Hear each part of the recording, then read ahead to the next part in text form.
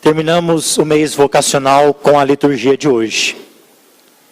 Porém, não terminamos e nem devemos terminar nunca a nossa oração, pedindo ao Senhor da Messe que envie vocações. No primeiro domingo nós pedimos a Deus vocações sacerdotais ao ministério da ordem. No segundo domingo pedimos vocações para as famílias, através do sacramento do matrimônio. Domingo passado, nós pedimos vocações para a vida religiosa, irmãos e irmãs, freis e freiras. E hoje, nós agradecemos a Deus pelo maior exército que existe na igreja, que são os leigos. Leigos e leigas engajados nas pastorais, movimentos, serviços, leigos e leigas que testemunham o Evangelho na sua vida cotidiana, mesmo não fazendo parte de pastoral nenhuma. Leigos que vivem o seu ministério, o seu batismo no seu trabalho. A maioria de nós somos leigos. E eu já disse e repito, que leigo na igreja não é alguém que não sabe nada. É muito pelo contrário. Leigo é todo aquele que vive de verdade o seu batismo. E hoje nós estamos celebrando essa vocação, a dos leigos, agradecendo a Deus a luz dessa vela e desse sal, para que os leigos sejam no mundo sal da terra e luz do mundo. Nós, por muitas vezes, ouvimos na Bíblia que o povo de Deus estava caminhando em busca da terra prometida. E talvez nós também estejamos caminhando em busca de alguma promessa. Veja, hoje nós podemos fazer uma leitura dessa primeira leitura de Josué, desde o Monte Sinai até Siquém. No Monte Sinai, Moisés recebe as tábuas da lei, vai caminhar com o povo, simbolicamente durante 40 anos, para a libertação, buscando a terra prometida. Hoje, no Monte em Siquém, Josué, ele reúne todas as tribos de Israel. Chama os anciãos, os juízes, todos. E ali ele faz uma grande assembleia, porque o livro de Josué, nesse capítulo último, 24, ele conclui todo o livro do Êxodo. A gente pode dizer aqui que o povo então chegou na terra prometida. E quando a gente chega, e é importante reconhecer se a gente chegou ou não chegou. Porque aqui, nesse momento da chegada, é um momento de tomar decisão. Como no Evangelho também, tem gente que vai embora. A nossa vida é feita de decisão. Eu acredito que a única coisa que a gente deve ter uma certeza é que Deus nos criou, e nos criando, nos criou para o bem, nos criou para o seu amor. Agora, é complicado a gente ficar acreditando em determinismo na nossa vida. Eu fui determinado para isso, a minha vida está uma desgraça por causa disso. Essa semana perdi o emprego, está assim porque fizeram uma macumbinha para mim. Cuidado com o determinismo. Lembre-se que todas as nossas decisões vão ser consequências daquilo que a gente vai receber. O que a gente escolhe, o que a gente decide, é o que nós iremos colher amanhã. Então não é simplesmente um determinismo, é fruto de decisão. E Josué, agora que ele convocou essa assembleia, ele vai perguntar: quem de verdade agora vai seguir o Senhor e quem não vai seguir o Senhor? E aí, ele faz um balanço desta história, desde antes de Moisés, desde Abraão, porque Abraão também, quando ele morava lá em Ur dos Caldeus, ele também seguia outros deuses. Porque ele não tinha conhecido o Senhor. Mas quando o Senhor o chama para deixar a sua terra, aí ele decide-se pelo Senhor. E aí a gente vai vendo a caminhada do povo de Israel. E é como a nossa. Parece que é fácil dizer, se a gente perguntar, porque ali tem uma palavra forte e bonita. A quem vocês vão seguir? Josué diz: eu e minha casa serviremos ao Senhor. Só que essa resposta, cada um de nós tem que dar. Que bom seria que a gente pudesse festejar, igual essa assembleia, e dizer: eu e minha casa serviremos ao Senhor. Hoje nós vemos muita gente que vem na igreja sozinho. Já não consegue mais vir com a sua casa. Ou é o filho que vem, mas não vem os pais. Ou é a mãe que vem, mas não vem o esposo. Então peça também nessa primeira leitura que a sua casa possa servir ao Senhor. E aí a gente vê que naquela caminhada de libertação lá no Egito, junto com Moisés, Deus guiando o povo, dando maná, pão, dando água, mesmo assim o povo de vez em quando desvia do caminho. Vai dizer que quer carne, vai dizer mentira que lá no Egito tinha comida, vai fazer um bezerro de ouro para adorar o bezerro de ouro e não a Deus. Então às vezes na nossa vida, a gente tem que pensar um pouquinho, olha, às vezes nós adoramos outros deuses. E hoje Deus está nos perguntando, através de Josué, chegamos na terra prometida. A quem nós vamos servir? Nesse capítulo, aparece 14 vezes a palavra servir, no capítulo todo. Só nesse pedaço que nós lemos, 6 ou 7 vezes essa palavra, por tão importante que ela é. Se decida também hoje a servir o Senhor. Na segunda leitura, Paulo é um texto muito bonito e muito importante que ele escreve à comunidade de Éfeso. E é um texto que, olhando sem se aprofundar, é um texto que discrimina muito a mulher.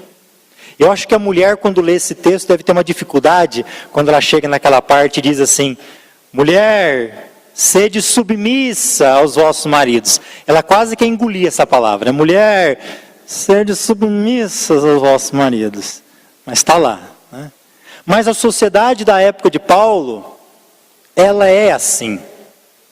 Machista, patriarcal, onde a mulher não tem os mesmos direitos do que o homem. E Paulo, como Jesus também, ele vai interpretar hoje o que é o matrimônio, o que é essa vocação. E ele faz uma comparação para que a gente entenda a profundidade do matrimônio.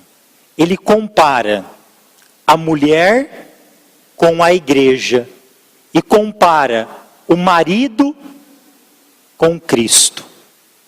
Porque a igreja é a esposa de Cristo.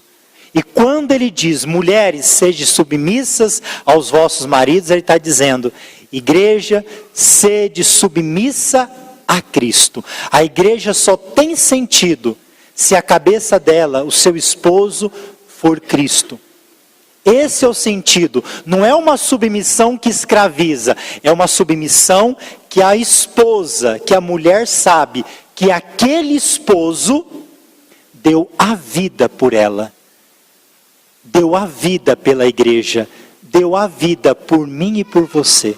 Esse deveria ser o amor conjugal, a submissão no amor. Um se doa, um se entrega para o outro. Quando o homem faz a mulher feliz no matrimônio, ele não simplesmente faz ela feliz, ele também se realiza nessa felicidade. Quando a mulher faz o seu marido feliz, ela tem que ser contemplada nessa felicidade e se sentir feliz. Agora, se a mulher viver só para fazer o marido feliz, isso não é matrimônio. Ao fazer o outro feliz, eu me realizo. Esta é a missão da igreja. Alegrar o esposo, servindo, amando, como Cristo se entregou pela igreja. Evangelho de hoje Vocês já viram que faz mais ou menos 4 ou 5 domingos que nós estamos ouvindo o capítulo 6 do Evangelho de João e hoje nós terminamos. E muitas vezes nós viemos na igreja só procurando um carinho de Deus, um Deus bonzinho, que passa a mão até nos nossos erros. Mas hoje Jesus está pegando firme e vai também exigir de nós decisão. No primeiro domingo nós ouvimos que ele multiplicou os pães, distribuiu e esperava que o povo enxergasse além do sinal. Quando ele viu que não enxergou, ele foi embora. No outro domingo ele disse: eu sou o pão que desceu do céu. Foi um escândalo. Começaram a pensar como que esse Jesus, que mora aqui em Nazaré, pode descer do céu. Quando ele fala que o alimento é comer a sua carne, o seu corpo e beber o seu sangue, e para o judeu beber o sangue é um escândalo, ele escandaliza ainda mais. Esse é o capítulo 6 do Evangelho de João. E o pão não tem sentido em si. O pão só tem sentido se ele serve como alimento, como partilha.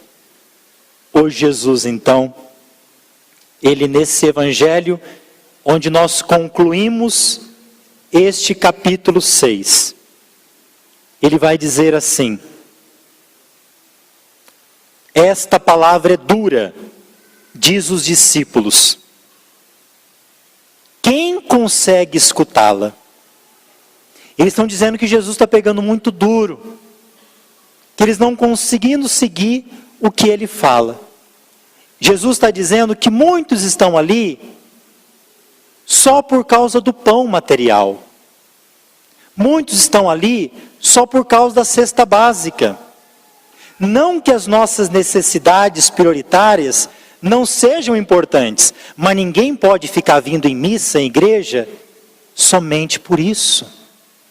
Acima disso, acima até mesmo de buscar a saúde, o alimento, deve estar a busca por Deus, porque Ele é Deus. Isso deve ter acima de tudo, porque Ele é Deus, eu busco. E como a palavra é dura, disse que muitos dos discípulos foram embora. Ele fala: se esse é duro, como vocês então vão se portar quando eu subir ao céu? Quando eu voltar da onde eu vim? E ele percebeu que o pessoal estava murmurando, e aí foram indo embora. Olha, Jesus está pegando pesado, é melhor a gente ir embora, e muitos foram embora. E aí então, ele vai ser duro, verdadeiro, com aqueles que seguem Jesus, com os apóstolos. Ele não vai passar a mão, ele vai dizer para os apóstolos: vocês também querem ir embora? Talvez se fosse o padre, o pastor, ou nós dos pastorais, talvez nós iríamos mudar o discurso para agradar os outros. Jesus não. Ele vai dizer assim: eu não vim para que a minha palavra seja trocada para agradar. Eu vim para anunciar o reino. Eu vim para anunciar a verdade. Somos nós que devemos nos conformar, aderir à sua palavra e não fazer com que Jesus, que a sua palavra se conforme conosco. Mas somos nós que devemos nos conformar com Ele. E Ele diz isso para os apóstolos: vocês também querem ir embora? E eu digo para você, se já está difícil com Deus, se já está difícil vindo na igreja, eu não quero nem imaginar como é sem vir na igreja e sem Deus na nossa vida. A maioria das pessoas que deixam a igreja, deixam Jesus também. Porque porque não se encontraram com ele. Sai porque por causa do padre, sai porque brigou na pastoral, sai porque não deixou fazer leitura, porque não tem espaço para cantar. E quando sai, nem se lembra que existia alguém que se chamasse Jesus, porque estava por outras motivações. Quem segue Jesus vai dizer igual Pedro: aonde nós iremos, Senhor? Só Tu tens palavras de vida eterna. Louvado seja nosso Senhor Jesus Cristo.